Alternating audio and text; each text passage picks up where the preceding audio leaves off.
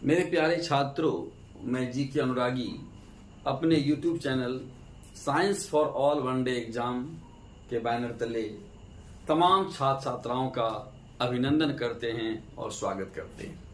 पिछले क्लास में हमने प्रोकैरियोटिक या यूकैरियोटिक सेल के बारे में आपको समझाया था।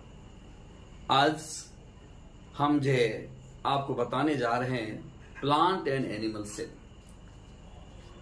हमने जो है सबसे पहले जो सेल का डिवीजन किया था on the basis of the development of nucleus, और उसके आधार पर हमने सेल को दो वर्गों में बांटा था, प्रोकैरियोटिक एंड यूकैरियोटिक सेल।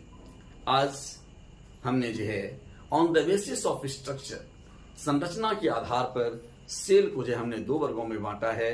एक है हमारा प्लांट सेल और दूसरा है हमारा एनिमल सेल। आप जानते हो मेरे भाई कि प्लांट बॉडी का निर्माण प्लांट सेल से होता है और एनिमल बॉडी का निर्माण एनिमल सेल से होता है। अगर प्लांट सेल और एनिमल सेल का स्ट्रक्चर देखा जाए तो जरा सा बोर्ड पर आप ध्यान से देखो, ये स्ट्रक्चर है हमने जो बनाया है प्लांट और एनिमल सेल। क्या क्या बेसिक जो है इसमें अंतर है, पहले हम ये बता दें आपको। तो ध्यान दीजिएगा मेरे भाई कि एनिमल सेल का जो सबसे बाहरी आवरण है, ये जो हमने आप दिखाया रेड कलर से जो दिखाया सबसे बाहरी आवरण, उसे कहते हैं प्लाज्मा मेम्ब्रेन। प्लांट सेल का बाहरी आवरण होता है प्लाज्मा मेम्ब्रेन, जिसको कहते हैं प्लाज्मा झिल्ली। ये प्लाज्मा झिल्ली जो है, ये जो देख रहे हो, ये जो है सबसे एनिमल सेल का आउटर मेम्ब्रेन होता है। लेकिन प्लांट सेल की अगर हम बात करें तो प्लांट सेल का जो सबसे बाहरी आवरण होता है वह है हमारा सेल वॉल यानी कोशिका भित्ति। अब सवाल यह है कि क्या प्लाज्मा मेम्ब्रेन सिर्फ एनिमल सेल का आउटर मेम्ब्रेन ही होता है क्या प्लाज्मा मेम्ब्रेन सिर्फ प्लांट एनिमल सेल में ही पाए जाते हैं क्या? ये सवाल ये है भाई। तो हम ये कहेंगे कि नहीं, प्लाज्मा मेम्ब्रेन प्लांट सेल में भी पाया जाता है, लेकिन यह प्लांट सेल का आउटर मेम्ब्रेन नहीं होता, बल्कि ये सेल वॉल के नीचे पाया जाता है। यहाँ पर जैसा मैंने दिखाया भी आपको, ये देखो यहाँ पर जो रेड कलर से जो मैंने लाइन बनाया है, यह क्या प्लाज्मा मेम्ब्रेन है। और ये प्लाज्मा मेम्ब्रेन आपका सेल वॉल के जस्ट नीचे दिखाया है मैंने आपको। तो बेसिक अंतर क्या हुआ भाई? तो पहले अंतर तो ये हो गया कि प्लांट सेल का सबसे जो बाहरी आवरण होता है ये होता है हमारा सेल वॉल, और एनिमल सेल का जो सबसे बाहरी आवरण होता है ये होता है हमारा plasma membrane. Plasma membrane plant cell में ही पाया जाता है, लेकिन यह आउटर मेम्ब्रेन नहीं होता, बल्कि सेल वॉल के नीचे पाया जाता है। हो गई बात क्लियर भाई? दूसरी बात देखो, ये जो कोशिका भित्ति होता है भाई, जो सेल वॉल होता है मेरे भाई, ये बना हुआ होता है सेलुलोज का। किसका बना होता है? सेलुलोज का बना होता है। आपको मालूम है कि सेलुलोज क्या होते हैं भाई? सेलुलोज पॉलीसेकेराइड होते हैं। क्या होता है? पॉलीसेकेराइड होते हैं। यानी हम ये कह सकते हैं कि जो प्लांट सेल का बाहरी आवरण होता है ये बना हुआ होता है पॉलीसेकेराइड का, और पॉलीसेकेराइड का मतलब क्या हो गया? कार्बोहाइड्रेट का। यानी कह सकते हो मेरे भाई कि प्लांट सेल का जो बाहरी आवरण होता है वो बना हुआ होता है सेलुलोज का, और सेलुलोज क्या होता है? पॉलीसेकेराइड होता है। और पॉलीसेकेराइड क्या है? कार्बोहाइड्रेट का ही तो पार्ट है भाई। कार्बोहाइड्रेट आपने पढ़ा होगा, कार्बोहाइड्रेट को सेकेराइड्स कहते हैं, और सेकेराइड तीन तरह का होता है, मोनोसेकेराइड, डाइसेकेराइड एंड पॉलीसेकेराइड। अब देखिए, ये तो मैंने बताया आपको सेल वॉल के बारे में। अब प्लाज्मा मेम्ब्रेन की बात सोचिए। प्लाज्मा मेम्ब्रेन किस चीज का बना हुआ होता है भाई? तो प्लाज्मा मेम्ब्रेन है प्रोटीन और फैट का बना होता है। किससे बना होता है भाई? प्रोटीन और फैट का बना होता है हमारा ये प्लाज्मा मेम्ब्रेन। अब देखो दूसरी बात क्या है कि प्लांट सेल के केंद्रीय भाग में एक बड़ा सा वैक्यूल पाया जाता है, जिसको कहते हैं रिक्तिका। एक बड़ी सी रिक्तिका पाई जाती है, दिखाएं तो यहाँ पर है, ये बड़ा सा जो है वैक्यूल पाया जाता है। तो प्लांट सेल के केंद्रीय भाग में एक बड़ी सी रिक्तिका पाई जाती है, जबकि एनिमल सेल में रिक्तिका अनुपस्थित होती है या बहुत छोटी होती है। दूसरा पॉइंट क्या हो गया?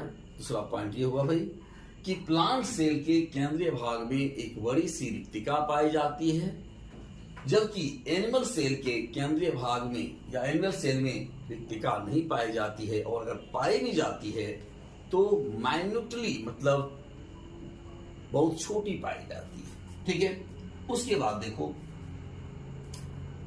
प्लांट सेल में संचित भोज्य पदार्थ के रूप में क्या पाया जाता है भाई? स्टार्च पाया जाता है। क्वेश्चन पूछा जाता है कि कार्बोहाइड्रेट का संचय प्लांट सेल में किस रूप में होता है? तो बोलेंगे स्टार्च के रूप में। और एनिमल सेल में कार्बोहाइड्रेट का संचय किस फॉर्म में होता है अगर पूछा जाए तो बोलेंगे ग्लाइकोजन के रूप में। ये भी एक अंतर हो गया भाई कि प्लांट सेल में कार्बोहाइड्रेट का संचय स्टार्च के रूप में होगा और एनिमल सेल में कार्बोहाइड्रेट का संचय किस रूप में होगा भाई?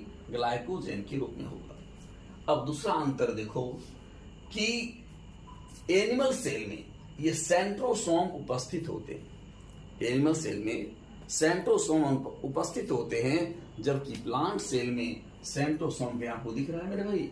बिल्कुल नहीं दिख रहा है। इसका मतलब प्लांट सेल में जो है सेंट्रोसोम उपस्थित होता है और एनिमल सेल में क्या होता है? ये उपस्थित होता है। सवाल आपसे ये पूछा जाता है कि वह कौन सा कोशिकांग है जो सिर्फ प्लांट सेल में पाया जाता है? तो यहां याद रखना मेरे भाई कि सेल वॉल, क्लोरोप्लास्ट, वैक्यूल, ये तीन कोशिका कौन कौन?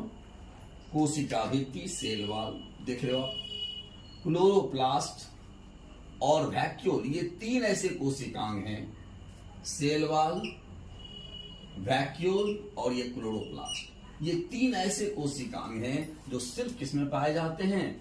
सिर्फ प्लांट सेल में पाए जाते हैं। आपको इसमें सेल वॉल नहीं मिलेगा, आपको इसमें वैक्यूल नहीं मिलेगा और इसमें क्लोरोप्लास्ट नहीं मिलेगा। अगर अब देखिए इधर क्या है, कौन ऐसा कोशिकांग जो कि सिर्फ एनिमल सेल में पाया जाता है? तो याद रखना मेरे भाई, centrosome, lysosome only present in animal cell. अब देखो सवाल यहां पर ये आता है कि कौन से ऐसे कोशिकांग हैं जो कि दोनों सेल में पाए जाते हैं? देख लो मेरे भाई, सबसे पहले देखो न्यूक्लियस यहां पर भी है, यहां पर भी है। तो न्यूक्लियस क्या हो गया? दोनों में कॉमन हुआ, दोनों में कॉमन हुआ, ये बात हुई न्यूक्लियस, दोनों में कॉमन हो गया। दूसरा नंबर देखो यहाँ पर भी राइबोसोम है, यहाँ पर भी राइबोसोम है, राइबोसोम दोनों में कॉमन हो गया, नाम लिख। राइबोसोम दोनों में आपने कॉमन देख लिया भाई, यहाँ भी कॉमन है, यहाँ पर भी कॉमन है। और देखो यहाँ पर इंडोप्लाज्मिक रेटिकुलम, यहाँ पर इंडोप्लाज्मिक रेटिकुलम आपको दिखाई पड़ रहा है, यहाँ पर इंडोप्लाज्मिक रेटिकुलम है ना, यहाँ पर लिखा इंडोप्लाज्मिक रेटिकुलम भी क्या है? दोनों में कॉमन है।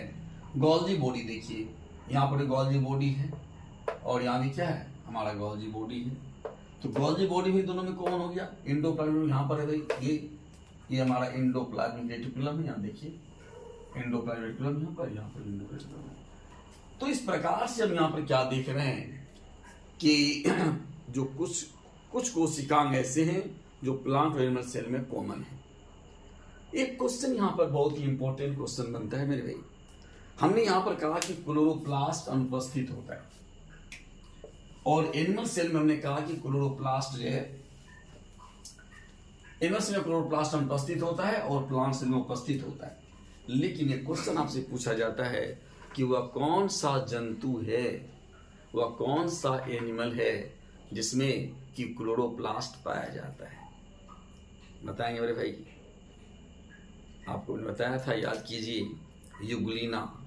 युगलिना एक ऐसा जंतु है जिसमें कि प्लांट की तरह ही क्लोरोप्लास्ट पाए जाते हैं। उसके बॉडी में क्लोरोफिल होता है, उसका बॉडी ग्रीन होता है भाई, और वो फ्लैजेला के थ्रू गति करता है।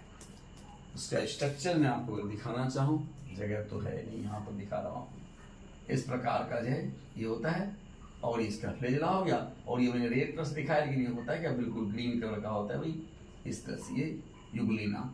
युगलिना एक अपवाद है जिसमें कि जंतु होते हुए भी इसमें क्लोरोप्लास्ट पाया जाता है, क्लोरोफिल पाया जाता है, और प्लांट के तरह ही प्रकाश की उपस्थिति में ये फोटोसिंथेसिस की क्रिया भी करता है और जंतुओं की तरह गमन भी करता है। इसीलिए युगलिना को क्या है? ये युगलिना को जो है connecting link between plant and animal कहा जाता है, यानी प्लांट और एनिमल के बीच का योजक कड़ी युगलिना को कहा जाता है। ठीक है मेरे भाई, थैंक यू, गुड नाइट। आज यहीं पर इसको ख़त्म करते हैं। नेक्स्ट क्लास में जो है कुछ बच्चे का फरमाइश था, कुछ बच्चे बोल रहे थे कि sir unit and dimension physics का टॉपिक है उसको बता देंगे।